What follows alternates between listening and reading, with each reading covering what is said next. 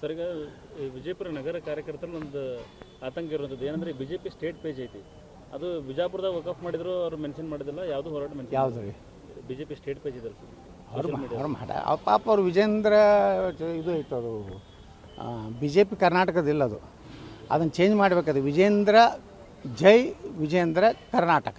ಕಾರ್ಯಕರ್ತರು ಆಕ್ರೋಶ ವ್ಯಕ್ತಪಡ್ತಾರೆ. ಹೌದು ರೀ, ಪಾಪ ಅವ್ರ ಕಾರ್ಯಕರ್ತರು ನೋಡಿರಿ, ನಾವು ವಕಫದ್ದು ಇಷ್ಟು ಮಾಡಿದೀವಿ ಅಂತೇಳಿ ಇವ್ರು ಇಡೀ ರಾಷ್ಟ್ರ ಮಟ್ಟದಲ್ಲಿ ಒಂದು ಚರ್ಚೆ ಆಯಿತು. ಮಹಾರಾಷ್ಟ್ರ ಚುನಾವಣೆ ಮೇಲೆ ಎಫೆಕ್ಟ್ ಆಯಿತು, ಭಯ ಬತ್ತು ನಮ್ಮ ಹಿಂದೂಗಳಿಗೆ. ಇದೇ ಕಾಂಗ್ರೆಸ್ ಬಂದುಬಿಟ್ರೆ ಮುಂದಿನ ದಿವಸಗಳಲ್ಲಿ ಇಡೀ ನಮ್ಮ ಆಸ್ತಿನೇ ಹೆಂಗಾದ್ರೂ ನಮ್ಮ ಹಿಂದಕ್ಕೆ ಮನೆ ಲೋಕಸಭಾದಾಗ ನಮ್ಮ ಖರ್ಗೆ ಅವ್ರು ಹೇಳ್ಯಾರಲ್ಲ, ಹಿಂದೂಗಳ ಮನ್ಯಾಗ ಹೊಡೆದು ಅವ್ರ ಬಂಗಾರ ಅವ್ರ ಆಸ್ತಿ ಕಸ್ಕೊಂಡು ನಾವು ಮುಸಲ್ಮಾನರು ಕೊಡ್ತೇವೆ. ಖರ್ಗೆ ಅವ್ರದ್ದೇ ಸ್ಟೇಟ್ಮೆಂಟ್ ಐತಿ. ಅಂದ್ರೆ ಅವ್ರ ಉದ್ದೇಶ ಏನೈತೆ ಅಂದರೆ ಹಿಂದೂಗಳನ್ನು ಮನೆ ಹೊಡೆದು ತಂದು ನಾವು ಕೊಡ್ತೇವೆ ಅನ್ನೋ ಸ್ಟೇಟ್ಮೆಂಟ್ ಕೊಟ್ಟ ಮ್ಯಾಗ ಇನ್ನೂ ಹಿಂದೂಗಳಿಗೆ ಬುದ್ಧಿ ಬಂದಿಲ್ಲ ಅಂದ್ರೆ ಅದೇ ದುರ್ದೈವ ದೇಶದ್ದು. ವಕಫ್ ರದ್ದಾಗದೇ ಇದ್ದರೆ ಭಾಳ ದೊಡ್ಡ ಅನಾಹುತ ಆಗ್ತದೆ. 3 ಪಾಕಿಸ್ತಾನದಟ್ಟರು ಆಸ್ತಿ ಬೇಡ್ಲಕತ್ತಾರ. ಅದಕ್ಕೆ ಸಂಪೂರ್ಣ ರದ್ದಾಗಬೇಕು. ಅದು ಭಾರತ ಸರ್ಕಾರದ ಆಸ್ತಿ ಆಗಬೇಕು. ಮಠ ಮಂದಿರಗಳು ರೈತರದು, ಒಬ್ಬ ರೈತನ ಹೊಲದ ಮೇಲೂ ಯಾವುದೇ ಕಾಲಮ್ನಲ್ಲಿ ವಕಫತ್ತಿರಬಾರ್ದು. ಇದು ನಮ್ಮ ಹೋರಾಟ.